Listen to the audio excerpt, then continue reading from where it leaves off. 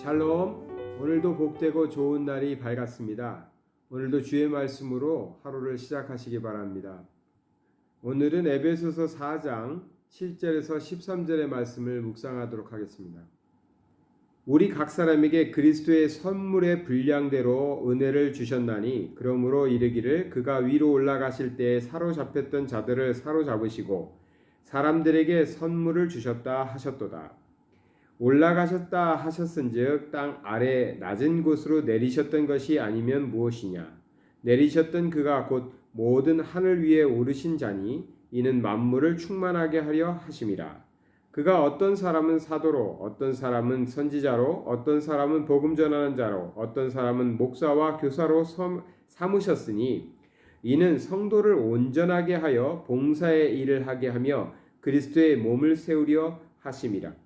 우리가 다 하나님의 아들을 믿는 것과 아는 일에 하나가 되어 온전한 사람을 이루어 그리스도의 장성한 분량이 충만한 데까지 이르리니. 아멘. 오늘 이 말씀 가지고 2월을 시작하는 첫날 말씀으로 시작하려 합니다. 지난 한 주간 보내면서 참 마음을 답답하게 했던 것은 한국에서 들려오는 뉴스 소식이었는데요.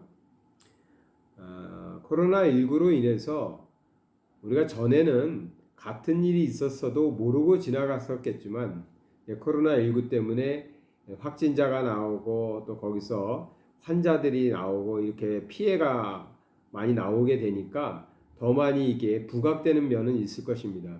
그렇지만 그 가운데에서도 교회나 또는 교회 단체에서 운영하는 시설에서 법규를 어겨서 확진자가 나오고 이러한 일들이 거듭해서 일어나면서 한편에서는 예배의 자유와 신앙의 자유를 또 높여서 얘기하고 성명서를 내고 있지만 또 한편에서는 이 방역이라는 중차대한 문제 앞에서 교회도 협력하고 협조해야 되지 않냐. 그러면서 이제 교회를 많이 지탄하는 목소리들을 지난 한 주간도 또 들어야 했습니다. 정말 제대로 된 교회와 또 제대로 하나님의 뜻을 밝히 깨달아 하나님의 뜻을 이 땅에서 실현하기 위해서 살아가고 노력하고 있는 교회들이라면 아마 이러한 마찰들을 조금은 좀 더 성숙한 모습으로 피할 수 있지 않았을까 하는 생각을 개인적으로 해봅니다. 굉장히 민감한 부분이기 때문에 이런 때는 말을 안 하는 게 제일 좋긴 하지만 그러다 보면 또 한국 교회가 어디로 갈지 한국 기독교인들이 또 얼마나 많이 신앙을 잃게 될지 하는 두려움도 사실은 많습니다. 근데 여기서 제가 안타깝게 생각하는 것은 이러한 상황 속에서 교회라는 가치가 너무나 떨어져 가고 있다는 것이죠. 교회라는 가치 또 교회의 중요성이 너무 우습게 희화화되어 가고 있는 면도 있습니다.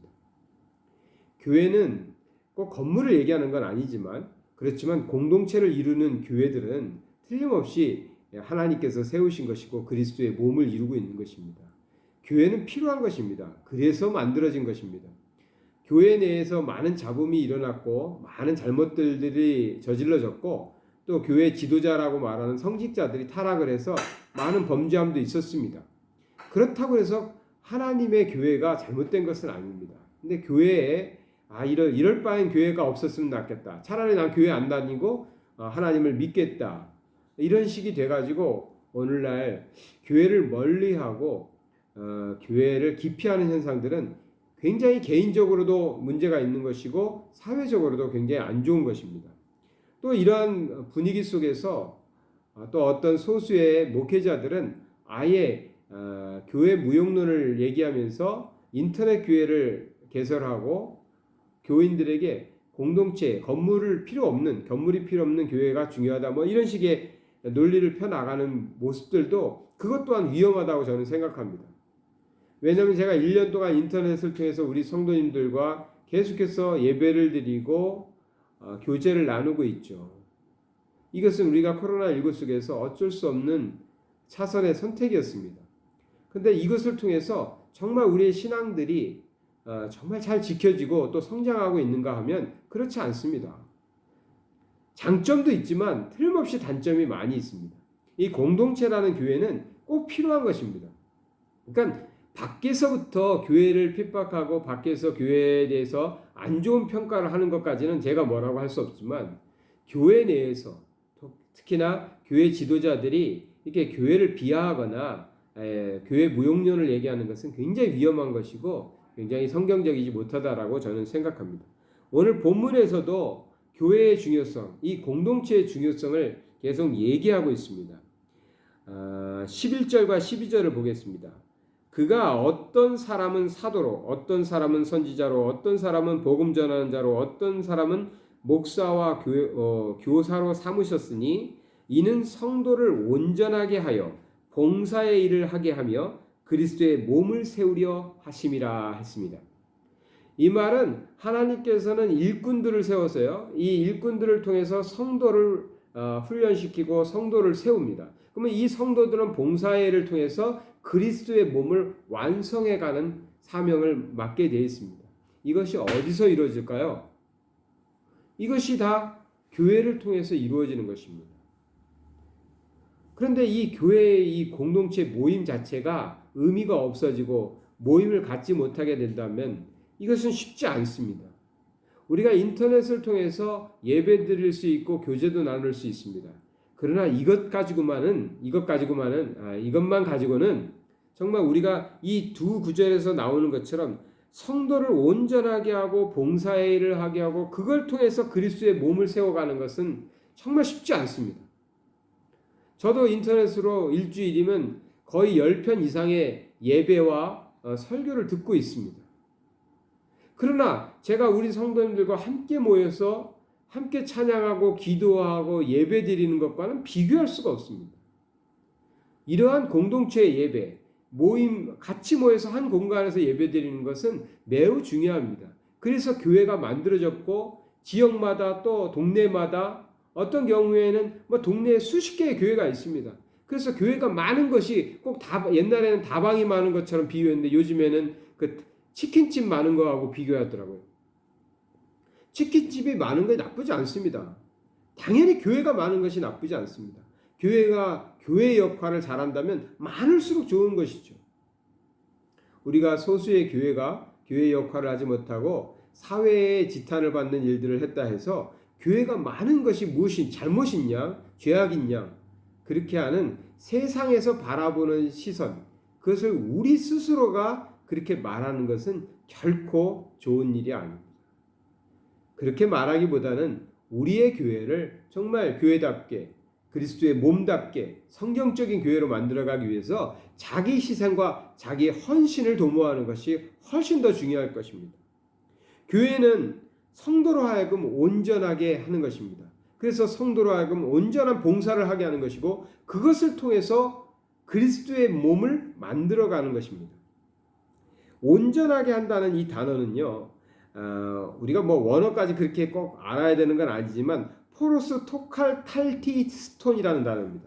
발음하기도 어려워요. 포로스 톤카 탈리스톤.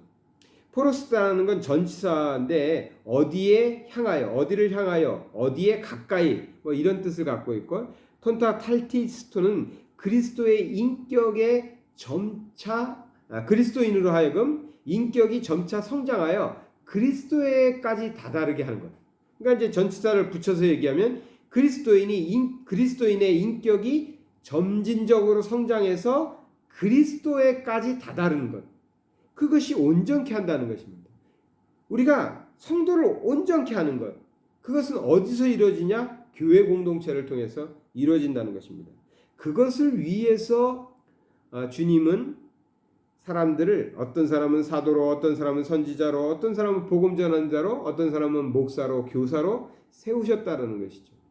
그런데 이 세워졌다고 하는 사람들이 어떤 경우에 요즘의 시대에 보는 것처럼 무자격자들이 많이 있는 것입니다.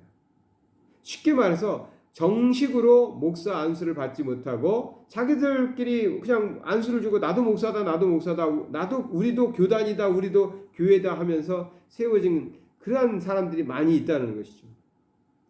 그렇게 되다 보니까 하나님의 뜻대로 제대로 하지 못하고 무엇을 성경적이지 못해도 통제 수단이 없는 그런 교회들이 돼버려 가지고 말은 교회라 하지만 실질적으로는 그리스도의 몸이 아닌, 그리스도의 몸의 공동체가 아닌 그러한 단체들이 많이 나왔습니다.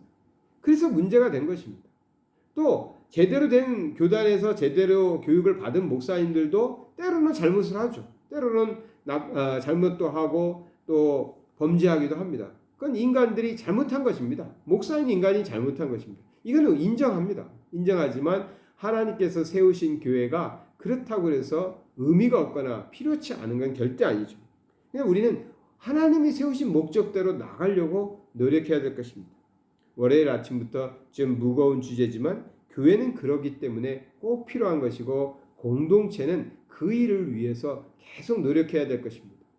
세상은 기독교에 대해서 반기를 들고 있습니다.